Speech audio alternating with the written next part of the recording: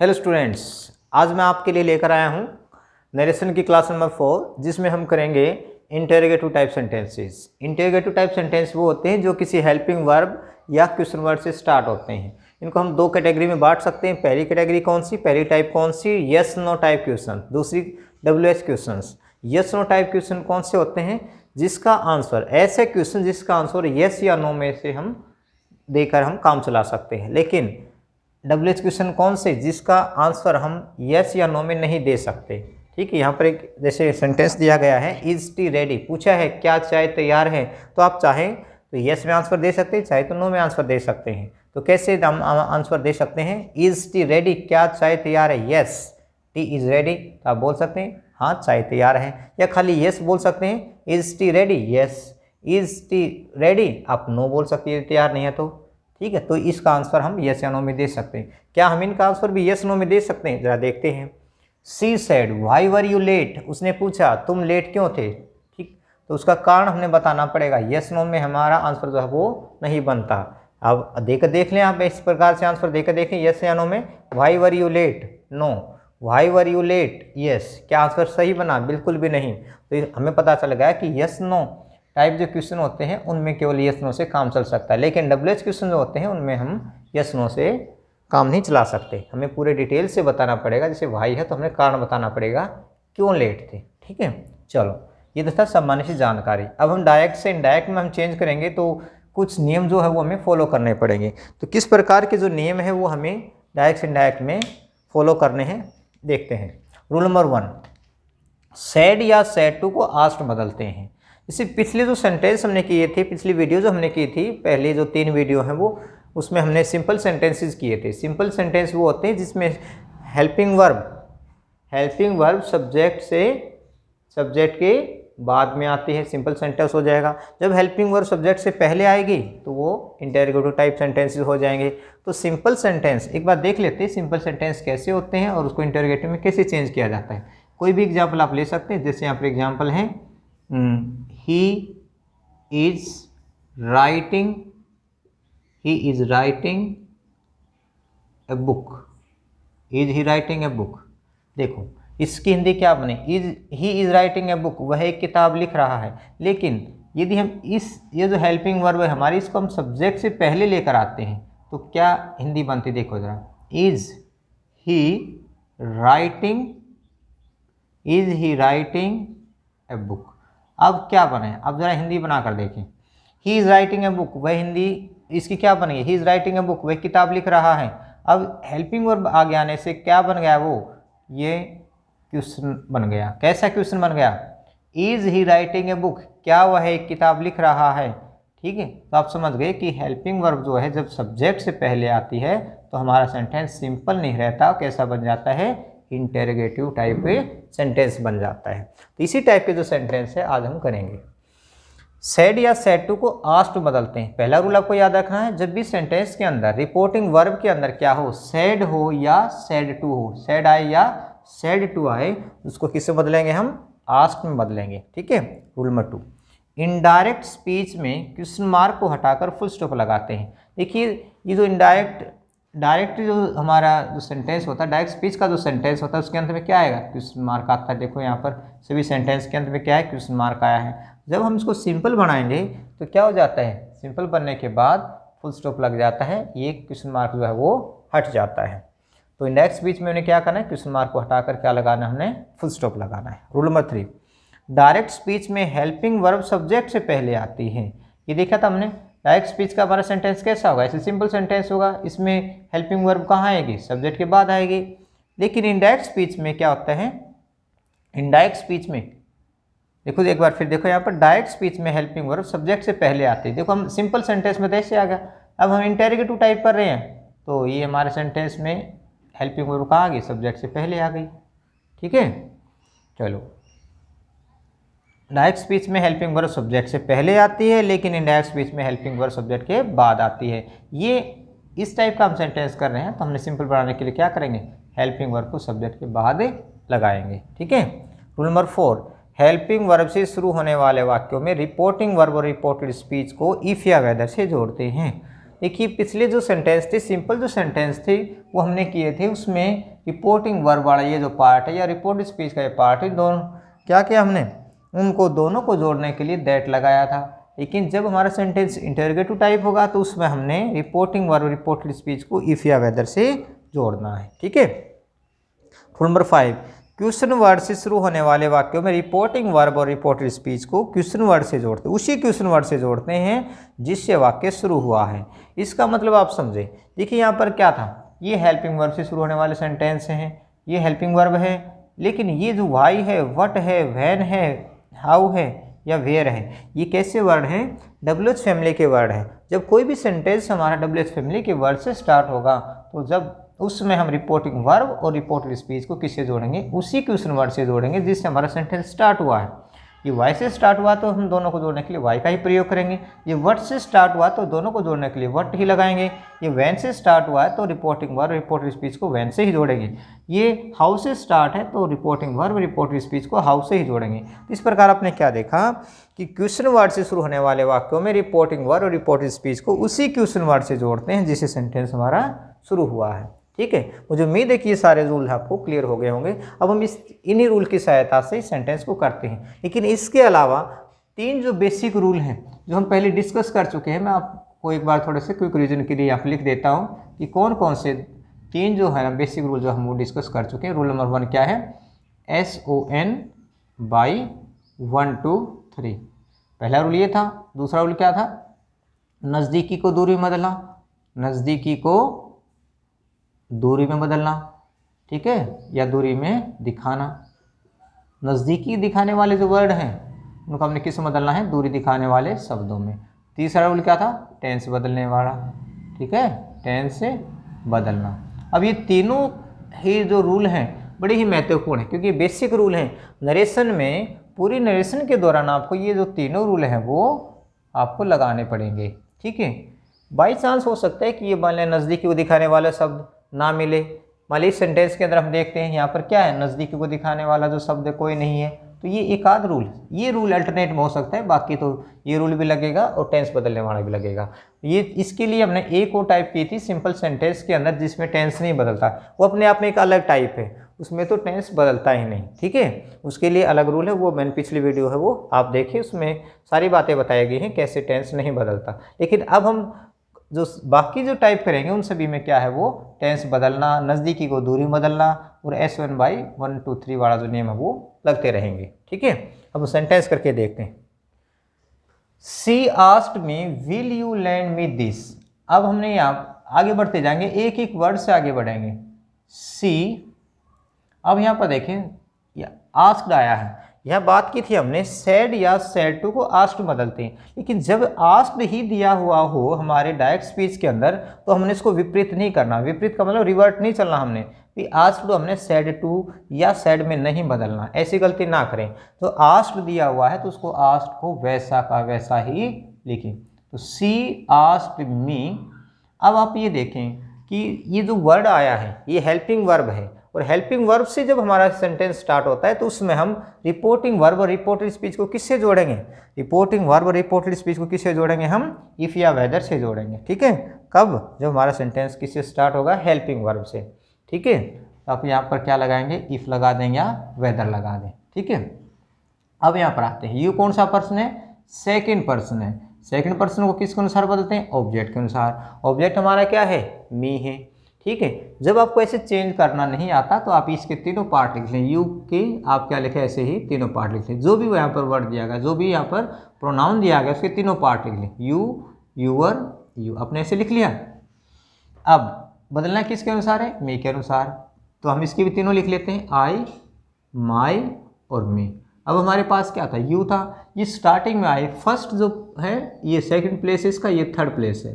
ठीक है, तो ये आप ये देखेंगे फर्स्ट प्लेस और थर्ड प्लेस क्या एक जैसे हैं, लेकिन आपने ये देखना कि ये फर्स्ट प्लेस है या थर्ड प्लेस, वो कैसे देखेंगे हम, यदि ये सब्जेक्ट के रूप में प्रयोग किया गया है तो इसका मतलब क्या है, ये हमारा फर्स्ट प्लेस ही है, या आप ऐसे भी देख सकते हैं।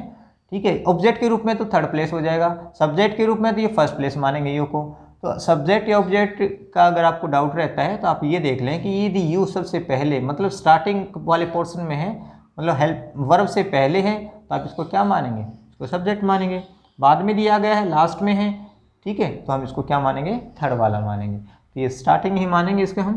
तो ये क्या हुआ, ये फर्स्ट प्लेस इसको देंगे हम, क्या बन जाएगा इसका, आई। अब विल को किससे बदलेंगे, टेंस बदलना है हमने, विल को किससे बदलेंगे हम, वुड में, ठीक है, विल को बदलेंगे वुड में, लैंड। अब यहाँ पर आते हैं मी कौन सा पर्सन है, फर्स्ट पर्सन है, ये आपको याद रखना है कि पर्सन कौन सा है। फर्स्ट पर्सन को किसके अनुसार बदलेंगे, सब्जेक्ट के अनुसार। सब्जेक्ट क्या है हमारे यहाँ पर, सी। अब इसी प्रकार से आप, हमारे पास क्या है, मी। अब इसके भी आप तीनों लिख लें, एक दो बार आप ऐसे लिख कर देख लें, बाकी धीरे धीरे आपको एक पता लग जाएगा कि कैसे हमने इसको चेंज करना है। मी के आप तीनों लिखें यहाँ पर, आई, माई और मी, हमने तीनों लिख लिए। हमारे पास क्या है, सी है, इसके भी तीनों लिख लेते हैं, सी, हर और हर। क्या था हमारे पास, मी के सामने क्या आ गया, हर। इस प्रकार हमने देखा कि जो जिस के सामने जो आ जाता है, जो प्रोनाउन जिस दूसरे प्रोनाउन के सामने आ जाता है वो उसका स्थान ले लेता है। मी के स्थान पर हम क्या लिखे, अब हम हर। अब दिस को किस में बदले हम, दैट में। और क्वेश्चन मार्क को हमने हटाना है, इसके स्थान पर क्या लगाएंगे, फुल स्टॉप। तो हमने देखा कि सारे ही नियम जो हमने वो इसमें लागू कर दिए धीरे धीरे करके। जैसे सेट टू को आस्क में बदलना, लेकिन आस्क तो पहले ही दिया गया है। फिर हम आगे बढ़े, ठीक है, हमने क्या देखा, क्वेश्चन मार्क को हटाकर फुल स्टॉप लगा दिया, ये भी हमने किया, क्वेश्चन मार्क को हटाकर फुल स्टॉप लगा दिया। फिर आगे बढ़े, यदि यहाँ पर देखें डायरेक्ट स्पीच में हेल्पिंग वर्ब क्या करते हैं, सब्जेक्ट से पहले आती हैं। यहाँ पर सब्जेक्ट से पहले थी, लेकिन इनडायरेक्ट स्पीच में क्या करना है, इनडायरेक्ट स्पीच में हेल्पिंग वर्ब सब्जेक्ट के बाद चली जाती है। तो यहाँ पर सब्जेक्ट हमारे यहाँ पर आई हो गया, आई के बाद चले गई है, ठीक है। अब आगे बढ़ेंगे, हेल्पिंग वर्ब से शुरू होने वाले वाक्यों में रिपोर्टिंग वर्ब और रिपोर्टेड स्पीच को इफ या वेदर से जोड़ते हैं। चलो देख, हम ये देखो रिपोर्टिंग वर्ब है, ये रिपोर्टेड स्पीच है, किससे जोड़ दिया हमने, इफ से जोड़ दिया, ठीक है। अब क्वेश्चन वर्ड वाली बात आगे हम करेंगे। अब यहाँ पर आते हैं S1/1/2 का जो नियम है, 1 2 3 का जो नियम है, S1/1 2 3 का नियम क्या कहता है, फर्स्ट पर्सन सब्जेक्ट के अनुसार, सेकंड पर्सन ऑब्जेक्ट के अनुसार, थर्ड पर्सन नो चेंज। अब हमने पर्सन को भी यहाँ पर चेंज किया, जैसे यहाँ पर सेकंड पर्सन था तो ऑब्जेक्ट के अनुसार चेंज कर दिया, यहाँ पर फर्स्ट पर्सन था सब्जेक्ट के अनुसार चेंज कर दिया। दूसरा नियम आगे क्या है, नज़दीकी को दूरी में बदलना। देखिए यहाँ पर दिस को हमने क्या बना दिया, दैट बना दिया, तो नज़दीकी को दूरी में बदल दिया। टेंस बदलने वाला नियम भी लागू कर दिया, यहाँ पर विल का वुड बना दिया। तो ये इस प्रकार हम देखा कि ये रूल से ही सारे आगे बढ़ते हैं। सेंटेंसेस कब हम बना पाएंगे, यदि हमें रूल्स का ज्ञान होगा तो। चलो धीरे धीरे इन सारी चीज़ों का ज्ञान हो जाएगा, लेकिन आपको थोड़ा सा क्या करना है, रेगुलर प्रैक्टिस करनी है, नियमों को बार बार रिवाइज करना है। तो नेक्स्ट सेंटेंस और करके देखते हैं। ऐसे ही राम सेड के बाद टू आया है, तो हम क्या बदलेंगे, आस्क्ड। राम आस्क्ड मी। अब दोनों को जोड़ना हमने, रिपोर्टिंग वर्ब रिपोर्टेड स्पीच को क्या लगा देंगे, इफ लगा देंगे या वेदर लगा देंगे। अब हमने देखना है कि हमारी हेल्पिंग वर्ब क्या है, डू है। अब पहले इसको लिखते हैं, ठीक है। ये कौन सा पर्सन है, सेकंड पर्सन। सेकंड पर्सन को ऑब्जेक्ट के अनुसार, क्योंकि हमने सिंपल बनाना है, सबसे पहले हम पर्सन पर जाते हैं। फर्स्ट पर्सन है तो सब्जेक्ट के अनुसार, सेकंड पर्सन तो ऑब्जेक्ट के अनुसार। यू का क्या बन गया यहाँ पर, मी है, मी के पोजीशन क्या बन जाएगी यहाँ पर, आई, ठीक है, फर्स्ट पोजीशन आ जाएगी, तो आई हो गया। डू या डज को हटाकर क्या करते हैं, जो वर्ब यहाँ पर दी होती है, वर्ब की जो फर्स्ट फॉर्म होती है, इसको सेकंड फॉर्म में बदलते हैं। ये टेंस बदलने वाला नियम लागू होगा इसमें। डू डज को हटाकर क्या करेंगे, वर्ब की यहाँ पर जो फर्स्ट फॉर्म होती है, इसको क्या बना देंगे हम, सेकंड फॉर्म बना देंगे। नो की सेकंड फॉर्म क्या हो गई, न्यू, ठीक है, सीता। देखेंगे Ram asked me if I knew Sita, full stop लगा दिया क्वेश्चन मार्क को हटाकर। Next sentence, she said to आया है, क्या बता देंगे इसको, आस्क में। She asked Sohan, she asked Sohan. अब ये हेल्पिंग वर्ब से स्टार्ट है, तो क्या लगाएं बीच में दोनों को जोड़ने के लिए, इफ लगा देंगे। लिंकिंग वर्ब क्या हो गया, इफ। अब हम क्या करना है, पहले पर्सन को देखेंगे, कौन सा पर्सन है, थर्ड पर्सन है। थर्ड पर्सन को पहले यहाँ पर, क्योंकि चेंज होता नहीं, वैसे को वैसे लिखेंगे।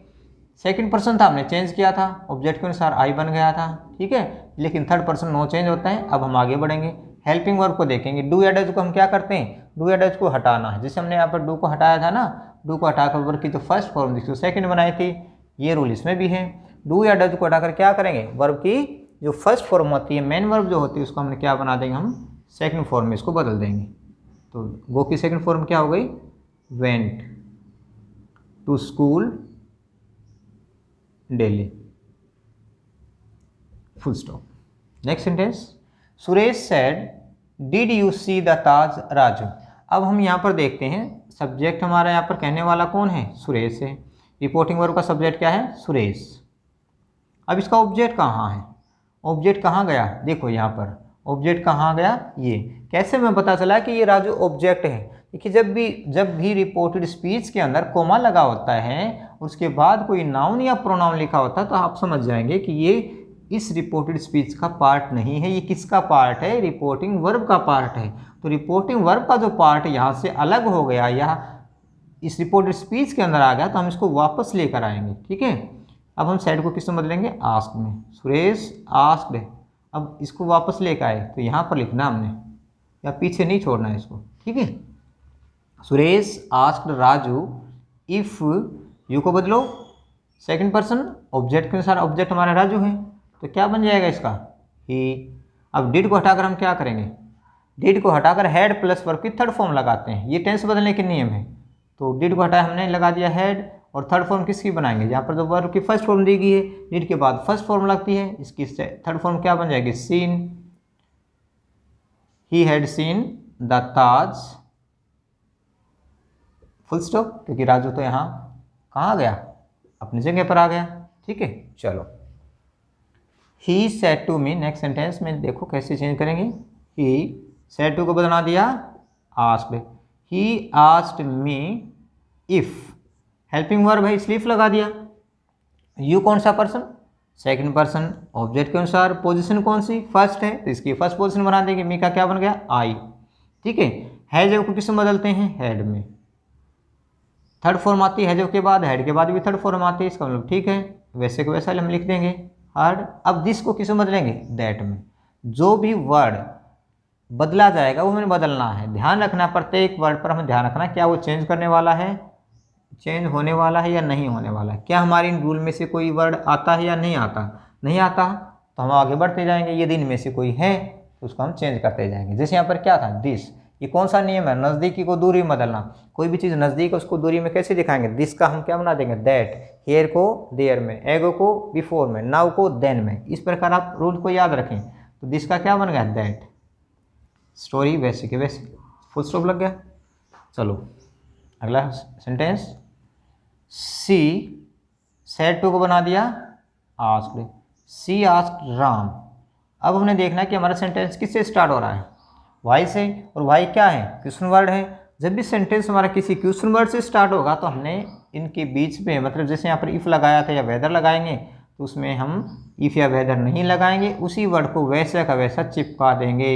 ये क्या करेंगे, इसको कॉपी पेस्ट कर देंगे, चिपका देंगे वैसा का वैसा, कोई चेंज नहीं करना, नहीं कुछ दूसरा वर्ड हमने इसमें लगाना है। ठीक है, सी आस्क्ड राम व्हाई, बाकी जैसे हमने ये बनाया तो वैसे ही बनता जाएगा। अब यू को देखो कौन सा पर्सन है, सेकंड पर्सन, ऑब्जेक्ट के अनुसार क्या बनेगा, यू का राम है यहाँ पर, तो क्या बनेगा, ही। वाज वर्ब को किसमें बदलते हैं, हैड बीन में। वाज वर्ब को बदलते हैं had been going to Patna today. Today को किससे बदलते हैं, दैट डे में। टुडे को बदलेंगे दैट डे। तो सारे नियम है ना आपको ध्यान रखने हैं, एक भी अगर मिस हो गया तो हमारा सेंटेंस गलत हो जाएगा। ठीक है, ये नहीं कि हमने दो नियम लागू कर दिए तीसरे को छोड़ दे, नहीं। जब तक इस सेंटेंस के अंदर प्रत्येक जो रूल हम लागू नहीं करेंगे तब तक हमारा सेंटेंस करेक्ट नहीं होगा। इसलिए आपको ध्यान, बिल्कुल ध्यान से सेंटेंस को बनाना है। अगला सेंटेंस करके देखने के बाद एक बार पढ़ लेते हैं। द मदर सेड, मदर ने क्या कहा, what do you want my children. अब हमने यहाँ पर भी देखा था राजू जो था कहाँ चला गया था, ये मतलब इस रिपोर्टिंग वर्ब का जो सब ऑब्जेक्ट है वो कहाँ चला गया था, रिपोर्टेड स्पीच में। ऐसे यहाँ हो रहा है, जब कोमा लगाकर कोई भी नाउन या प्रोनाउन लिखा जाता है तो इसका मतलब ये इस रिपोर्टेड स्पीच का पार्ट नहीं है, इस रिपोर्टेड स्पीच का हिस्सा नहीं है। किसका हिस्सा है ये गलती से यहाँ पहुँच गया, इसको हम वापस लेकर आएंगे। ठीक है, तो कैसे वापस लेकर आना है, इसको चेंज करेंगे। कैसे चेंज होता है देखिए, यहाँ पर ये तो पर्सन है, पर्सन को हमें चेंज करना पड़ेगा। यहाँ पर क्या था, राजू था, थर्ड पर्सन है। ठीक है, तो किसी का नाम थर्ड पर्सन होता है वो चेंज नहीं होता, वो वैसा वैसा हमने यहाँ पर लिख दिया था, लेकिन इसमें कुछ चेंज करना पड़ेगा। कैसे चेंज करेंगे, थोड़ा आगे लिख देता हूँ क्योंकि सेंटेंस बड़ा बनेगा। द मदर सेड हो गया, सेड को भी हम किस में बदलते हैं, आस्क्ड। किससे पूछा माँ ने, माई चिल्ड्रन है, तो आगे हम अगर इसको लेकर आते हैं तो माई का मतलब क्या आता है, अपने बच्चों को पूछा, या माई का माई नहीं रखेंगे, इसकी जगह क्या हो जाएगा, her children, her children. The mother asked her children, ठीक है, the mother asked her children. अब डब्ल्यू एच फैमिली से कि किसी वर्ड से स्टार्ट हुआ तो वैसे वैसे हम इसको लिख देंगे व्हाट, ठीक है। द मदर, ये आर थोड़ा सा मैं एक बार फिर लिख देता हूँ, थोड़ा क्लियर नहीं हो रहा, वैसे तो बोल तो दिया था लेकिन लिखने में रह गया। The mother asked her children what, यहाँ तक क्लियर है। अब हमने क्या देखना है, डू डज को हटाना है, लेकिन इससे पहले हम पर्सन लिखेंगे। कौन सा पर्सन, सेकंड पर्सन है, ये ऑब्जेक्ट के अनुसार। ऑब्जेक्ट कहाँ है, ऑब्जेक्ट कहाँ है, हर चिल्ड्रन, अपने बच्चों को बोला था ना। देखो सब्जेक्ट का मतलब क्या आता है, उस एक्शन को कहने वाला, भाई क्या कहा इसने, मदर ने कहा, किसको कहा, सुनने वाला कौन है, ये स्पीकर है और ये लिसनर है, ठीक है। तो स्पीकर, इसमें क्या होते हैं, लिसनर और स्पीकर दो होते हैं, ठीक है। डायरेक्ट स्पीच में क्या होते हैं, एक तो होता है स्पीकर, वक्ता जो बात को कहता है, दूसरा होता है लिसनर, ठीक है, सुनने वाला। तो यहाँ पर मदर ने क्या कहा, मदर आस्क्ड हर चिल्ड्रन, अपने माँ बच्चों से पूछा ना, तो ये ऑब्जेक्ट हो गया, ठीक है। लिसनर क्या होता है, ऑब्जेक्ट होता है। तो यू को किसके अनुसार बदलेंगे, चिल्ड्रन के अनुसार। तो चिल्ड्रन क्या है, प्लूरल है, तो हमने प्रोनाउन जो यूज करना है वो भी प्लूरल वाला ही करना है। क्या करेंगे, हम इसको दे बना देंगे। यू का क्या बना दिया हमने, दे। डू डज को हटाकर हम क्या करते हैं, डू डज को तो हमने हटाना है, इसके स्थान पर जो वर्ब यहाँ पर दी गई है उसको हमने किससे बदल देंगे, हम डू डज को हटाकर वर्ब की सेकंड फॉर्म बना देंगे। तो वांट का क्या बन गया, वांटेड। बस यहाँ तक खत्म हो गया हमारा सेंटेंस, ये तो हम आगे लेकर चले गए थे। तो the mother asked her children what they wanted. Next sentence, he said to me when will you go to picnic. He asked me when, you कौन सा पर्सन, सेकंड पर्सन, किसके अनुसार, ऑब्जेक्ट के अनुसार। क्या बन गया, मी का आई बनेगा। यू का क्या बना है, देखो जो पोजीशन यहाँ पर है, यू फर्स्ट पोजीशन है, तो इसको भी हमने क्या बना देंगे, फर्स्ट पोजीशन देंगे। तो मी के फर्स्ट पोजीशन क्या है, आई। व्हेन आई, सेल या विल को किसमें बदलते हैं, विल को किसमें बदलते हैं, वुड में, ठीक है, वुड। अब आप ये ध्यान करेंगे यहाँ पर आई के साथ क्या लगा, वुड। देखिए आमतौर पर क्या होता है, देखिए आई और वी के साथ क्या लगता है, आई और वी के साथ लगता है सेल, आई और वी के साथ लगता है सेल। यदि इसका पास्ट रूप बनाते हैं, सेल का पास्ट रूप क्या होता है, शुड। सेल का पास्ट रूप क्या होता है, शुड। और बाकी जो भी बच गए, आई और वी को छोड़कर बाकी कोई भी नाउन या प्रोनाउन बच गया, किसको छोड़कर, आई और वी को छोड़कर, उन सब के साथ क्या लगता है, विल लगता है, उनके साथ क्या लगता है, विल। और यदि इसका विल का पास्ट रूप क्या होगा, वुड होगा, विल का पास्ट रूप क्या होगा, वुड होगा। तो इस तरह की पोजीशन में अब हम यहाँ पर आते हैं, हमारे पास सब्जेक्ट क्या बन गया, यहाँ पर आई है, आई के साथ हम क्या लगाएं, शुड लगाएं, आई के साथ क्या लगाएं, शुड। लेकिन हमारे पास क्या है, वुड है, विल है, तो विल को किसमें बदलते हैं, वुड में। तो इसमें आपको घबराने वाली बात नहीं है, सेल का आप शुड बना सकते हैं, विल का वुड बना सकते हैं। लेकिन जब हमारा सेंटेंस इस तरह का हो जाता है कि इसमें सब्जेक्ट क्या है, आई या वी बन जाता है, तो उसमें आप क्या करेंगे, विल का वुड तो यहाँ पर ठीक बना दिया आपने, लेकिन यहाँ पर आई के साथ क्या लगाएं, आई के साथ तो शुड लगता है, इसलिए आप यहाँ पर क्या कर सकते हैं, शुड लगाएंगे, ठीक है। वुड भी गलत नहीं होगा, कभी आप सोचो कि वुड गलत होगा, लेकिन कई बार क्या होता है, ऑप्शन इस तरह का दे देता है हमें। यदि ऑप्शन टाइप सेंटेंस हमारे आते हैं या ऑप्शन टाइप क्वेश्चन जो हमारे कोई भी क्वेश्चन आता है, तो उसमें आंसर जो होंगे वो यहाँ पर मान लिया हमने, यहाँ पर तो विल का वुड चेंज कर दिया, लेकिन वहाँ पर शुड दे रखा है, तो फिर आप इनकी गलती कर जाओगे। इसलिए आपको दोनों चीज़ों का ही ध्यान रखना है, आई के साथ शुड लगता है, लेकिन ऐसी परिस्थिति में आप यहाँ पर वुड भी लगा सकते हैं, ठीक है। He asked me when I should go to picnic. When I should go to picnic. चलो, the doctor said to me, how is your mother now? बनाए इसको हम डायरेक्ट से इंडायरेक्ट में कैसे चेंज करेंगे, द डॉक्टर said to को बना दिया asked, the doctor asked me how, क्योंकि क्वेश्चन वर्ड है वैसे वैसे चिपका देंगे इसको। अब योर मदर, अब ये देखना आपने, ये क्या होता है, योर क्या है, पॉजेसिव एडजेक्टिव है, ठीक है, पॉजेसिव एडजेक्टिव है। लेकिन ये ना पॉजेसिव जो है ना, ये अपने नाउन के साथ ही रहता है, इसको अलग नहीं करेंगे, ठीक है। यूअर जो है वो मदर के साथ यहाँ पर वैसे वैसे हमने इसको इकट्ठा ही लेकर आना है, लेकिन हम चेंज तो ये तो जरूर चेंज करेंगे। यूअर कौन सा पर्सन है, सेकंड पर्सन है, किसके अनुसार बदलेंगे, ऑब्जेक्ट के अनुसार। तो यूअर का क्या बन जाएगा, माई, लेकिन माई के साथ हम मदर को भी रखेंगे साथ में, ठीक है। जैसे यूअर मदर था ना इकट्ठा, ऐसे हम इसको माई को भी इकट्ठा रखेंगे तो माई मदर। फिर देखो एक बात, the doctor asked me how my mother, ठीक है, हाउ माई मदर। अब इज एम आर को किससे बदलते हैं, वाज वर्ब में, हाउ माई मदर वाज। अब नाउ को किससे बदलते हैं, देन में, टी एच ई एन, ठीक है। देखो देन भी दो टाइप के होते हैं, T H A N then और T H E N then. T H A N का प्रयोग किया जाता है तुलना करने के लिए, और टी एच ई एन का प्रयोग किया जाता है समय के लिए, ठीक है। देखो जरा, the teacher said to me where had you been, last sentence है आज का हमारा। चलो इसको भी बनाएंगे। यहाँ पर सेड टू मी है, कैसे करेंगे इसको चेंज हम, देखो द टीचर सेड टू किस बदलते हैं, आस्क्ड मी।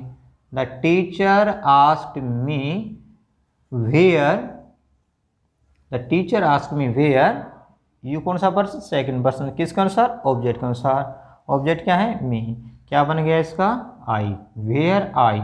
हेड का हेड ही रहता है, हेड को नहीं चेंज करते हैं, where I had been, where I had been, बस इतना ही है, वेयर आई हैड बीन। तो इस प्रकार हमने देखा कि हमारे जो सेंटेंस हैं, इंटरोगेटिव टाइप सेंटेंस हैं, कैसे हम उसको डायरेक्ट से इनडायरेक्ट में चेंज कर सकते हैं। लेकिन इन रूल्स के साथ साथ जो ये 5 पॉइंट नए जो जोड़े गए हैं, ये तो टाइप जिस टाइप का सेंटेंस होगा वैसे ही चेंज होते जाएंगे, लेकिन ये जो 3 नियम ये फिक्स हैं, इसमें कोई ज़्यादा परिवर्तन नहीं होगा। तो आपको ये 3 नियम तो याद रखने हैं, बाकी जिस तरह का सेंटेंस होगा वैसे हम उसमें थोड़े बहुत चेंज करते आएंगे। तो मुझे उम्मीद है कि ये वीडियो देखने के बाद आपके इंडायरेक्ट संबंधी जो प्रॉब्लम है वो अब नहीं रहेंगी।